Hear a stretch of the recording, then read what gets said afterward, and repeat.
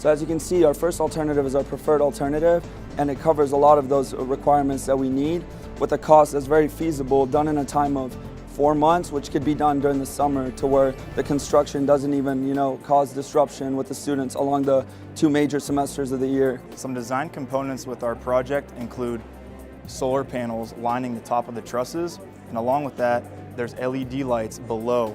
And with also for commodities, there are outlets by every single table. So students can plug in their laptops, their phone chargers. At night, it's a safe and lit environment.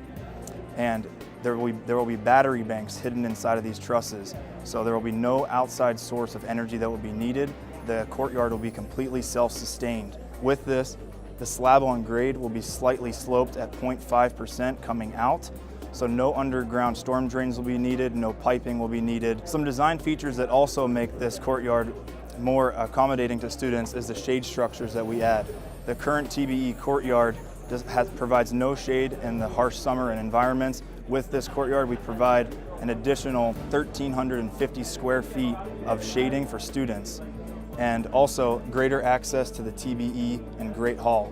Instead of a brick wall being there, there is now an additional 2 staircases for access. Sustainability was a main key for our design. With this, we focused on envision and LEED criteria. Some criteria that we hit are quality of life, sustainable growth and within the campus, and water efficiency and solar panels and LED lights. Now we chose alternative 1 because we did a ratio between the cost and the amount of shade that it provides. Alternative 1 provides 90% shade to the entire courtyard.